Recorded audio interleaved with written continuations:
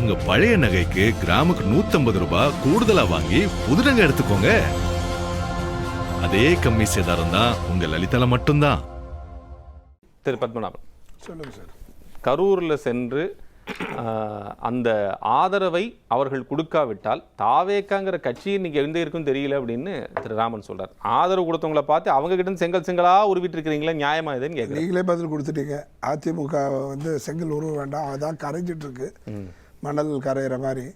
அதனால அது ஊழல் சக்தின்னு சொல்லி போட்டு நீங்க எதுக்கு அவங்க கிட்ட இருந்து வாங்குறீங்க? இல்லங்க சார், தீர்ந்து போன சக்தி தானே, எதுக்கு வாங்குறீங்க அவங்க கிட்ட? அதாவது நம்மளுடைய தேர்தல் அரசியல் இந்த 8 கோடி மக்கள் கிட்ட தான் செஞ்சாகணும். 8 கோடி மக்கள்கிட்ட செய்யுங்க. இங்க தூய்மையான மக்கள் இல்ல, தூய்மையான கட்சி தலைவர் இல்லன்னு சொல்லிட்டு ஆந்திராவுக்கும் கேரளாவுக்கும் போக முடியாது, அமெரிக்கா ரஷ்யாவுக்கும் போக முடியாது. நீங்க உருவாக்குங்க. உங்க தொண்டை இருக்கால, உங்களுக்கு போஸ்டர் ஓட்டனால தொண்டை உங்கள மாதிரி கட்சிக்காரங்க ஆதரவு கொடுத்தீங்க, அவங்கள வச்சு தான் சார் அரசியல் போயிட்டு இருக்கு. ஒவ்வொரு தலைவர்களும் உள்ள வரும்போதும் அதனுடைய பொதுச் செயலாளர் என்ன சொல்றாரு, முதல் வார்த்தையே 32 ஆண்டு காலம் அவர்கிட்ட அவருடைய ரசிகர் மன்றத்திலிருந்து அவர்கள் மீது பாசம் கொண்டு எந்த ஒரு பிரதிபலனையும் இன்று வரை எதிர்பாராமல் இருக்கின்றவர்களுக்கு நீங்க அனுசரிச்சு போனன்றது அவங்களோட முதல் வேண்டுகோள்.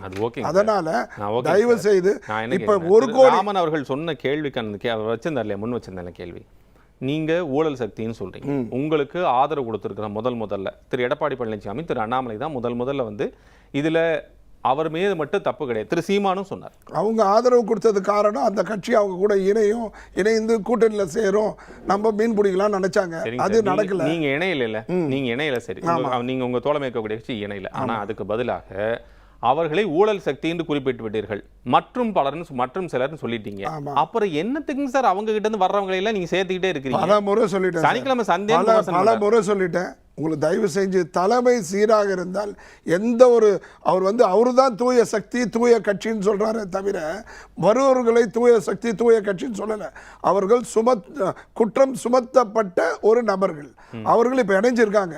அவர்கள் மீது குற்றம் நிரூபிக்கப்பட்டால் அவர்கள் என்ன செய்ய வேண்டும் என்பதை அறப்போர் இயக்கம் டிவிஏசியில திரு விஜயபாஸ்கர் அவர்கள் மேல முறைகேடு புகார் இருக்குன்னு பட்டியல் எடுத்து போடுறார். புகார் இருக்கு சார், புகார் நிரூபிக்கப்பட்டதா, போக்குவரத்துறை அமைச்சராக புகார்கள் நிரூபிக்கப்பட்டதா, நிரூபிக்கப்படும் நிலையில் அவர்கள் நடவடிக்கை எடுப்பார். முதலமைச்சர் நடவடிக்கை எடுப்பாங்க. தாவேகா என்ன ஸ்டாண்ட் எடுக்கும்? நான் நேற்றே பல முறை சொல்லியிருக்கேன் சார். அதாவது பியூர் வாட்டர்ல ஃபிஷ் வில் நாட் சர்வைவ். அதே மாதிரி ஒரு பெரிய பல நல்ல காரியங்களை செய்யும் போது சில காம்ப்ரமைஸை நாம் எதிர்கொள்ள வேண்டியது காலத்தின் கட்டாயம். அதுதான் அரசியல். அரசியலையும் நிர்வாகத்தையும் தயவு செஞ்சு ஒன்றா கொண்டு வராதீங்க. அரசியல் வேற, நிர்வாகம் வேற.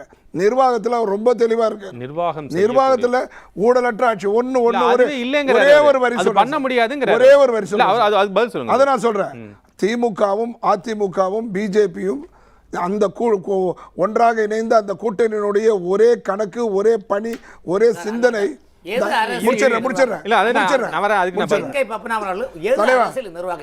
நான் சொல்றேன், இந்த 3 பேரும் அவங்க வசதிக்கு சர்வ சாதாரணமா ஊழலையும் லஞ்சத்தையும் கடந்து போறாங்க. அவங்க என்ன பேசுறாங்கன்னா, இன்னைக்கு உலகமே வியக்குகின்ற, இந்நாடே திரும்பி பார்க்கின்ற ஒரு முதலமைச்சருடைய நிர்வாகம், ஊழலற்ற தன்மை 8 கோடி மக்களுக்கு புரியுது. ஏன் இவங்களுக்கு புரியலன்னா, புரியாத மாதிரி நடிக்கிறாங்கன்னா செகண்ட் முடிச்சுன்னா நீங்க அப்புறம் கண்டினியூ பண்ணுங்க. நீ கேளுங்க, நான் சொல்றேன். அதுக்கு ஒற்றை காரணம், அவர்கள் ஊழலை தவிர, லஞ்சத்தை தவிர மற்ற பிரச்சனைகள் எல்லாம் சின்ன சின்ன பிரச்சனைகள், அது பிரச்சனைகள் தான். அந்த பிரச்சனைகள் எல்லாம் மிகப்பெரிய அளவில் பேசுவதற்கு ஒற்றை காரணம், மக்களை லஞ்சத்துக்கும் ஊழலுக்கும் சர்வசாதாரணமாக கடக்கிறதுக்கு ஒரு முயற்சி எடுக்கிறாங்க. அந்த முயற்சியில் நிச்சயமாக தோற்பார்கள். விஜய் அவர்கள் மிகப்பெரிய அளவில் தமிழகம் லஞ்ச லாவணியத்திலிருந்து காப்பாற்றப்படும் என்பதுதான் உண்மை. அதுதான் இந்த 15 வருஷமா, அதுதான் இந்த கரூர் பேச்சிலையும் தெளிவுபடுத்த பேசியிருக்காரு. மக்கள் சுதந்திர காற்றை சுவாசிக்கிறாங்க, அது நமக்கு ஒரு ஹாப்பினஸா இருக்குன்னு சொல்றாங்க, முதலமைச்சர் சொல்றாங்க. மாற்று கருத்து நான் என்ன கேட்கிறேன்னா, ஒரு 3 டிபார்ட்மெண்ட்டை மட்டும் தான் நீங்க பார்த்துருக்கிறீங்க. மிச்சம் இருக்கக்கூடிய டிபார்ட்மெண்ட்ல இருக்கக்கூடியவர்களை ஊழலில் தோய்ந்திருக்கக்கூடிய அதிகாரிகள் கடந்த 15 வருஷமா அவங்க தான் இருக்கிறாங்கன்னு திரு ராமன் குற்றச்சாட்டு.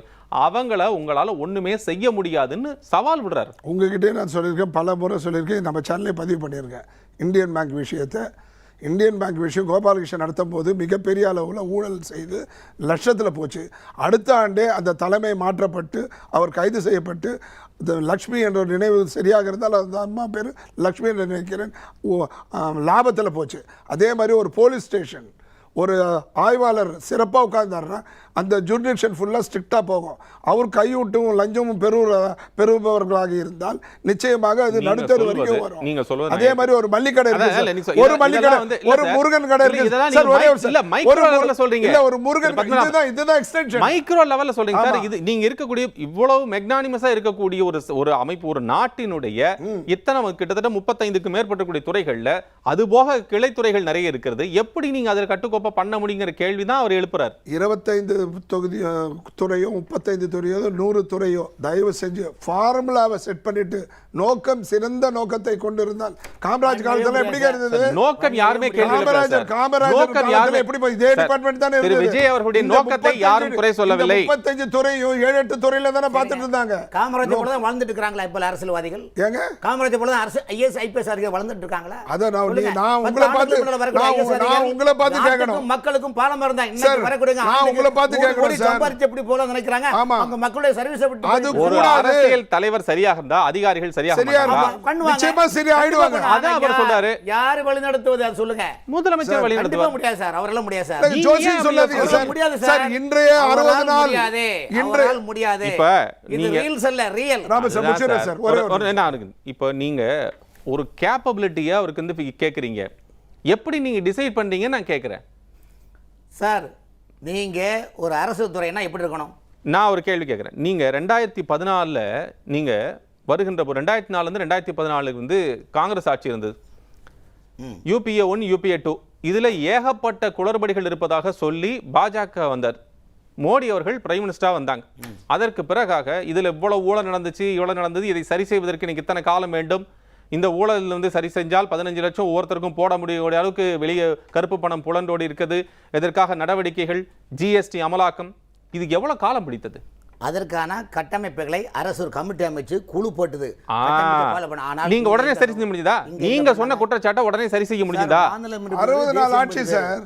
60 நாள் ஆட்சியை போய் நீங்க குறை சொல்லுது. மாநிலத்தில் இதுவரைக்கும் அந்த துறை சார்ந்த வளர்ச்சி கமிட்டி கண்காணிப்பு கமிட்டி இன்னும் இந்த அரசு போடல. நான் என்ன சொல்றேன், நீங்க சொல்றீங்க சார் குறைந்தபட்ச நாட்களில் அவர்களுக்கு எப்படியான அந்த இது கொடுக்க முடியும் தான் நான் கேட்கிறேன். ஒரு நிமிஷம். ஒரு கவர்னன்ஸ் செட் பண்றதுக்கு அவங்க நீங்களே சொன்னீங்க எல்லாரும் புதியவர்கள்.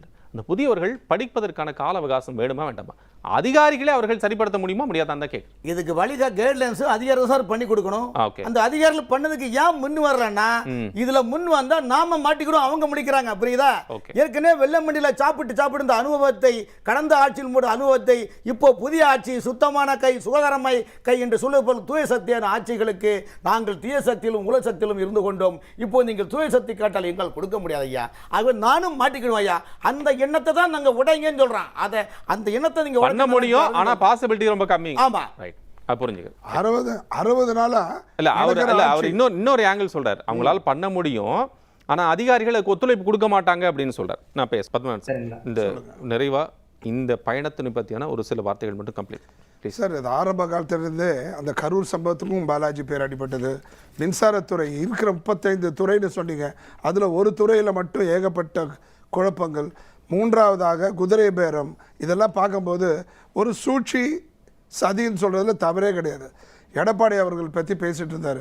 அவர் என்ன சொல்கிறாரு, காவிரி பிரச்சனை வந்துச்சு, அதனால் காங்கிரஸை வந்து மந்திரி சபையிலேருந்து நீக்க முடியுமான்னு சொல்கிறாரு. இதனுடைய முழு அதிகாரமும் கொண்டது மத்திய அரசு. அந்த மத்திய அரசு பிஜேபின்றதுனால அந்த கூட்டணிலேருந்து இவர் விலகுவாரா? அது மாதிரி இஷ்டத்துக்கு பேசணும்னு பேசக்கூடாது. RP உதயகுமார் சொல்கிறாரு, என்னமோ சொன்னார், அந்த தலைப்பு கால் புரியாமல் ஆடுகிறாருன்னு சொல்றாரு. அதெல்லாம் அந்த மாதிரி வார்த்தைகள்லாம் தயவு செஞ்சு பேசாதீங்க.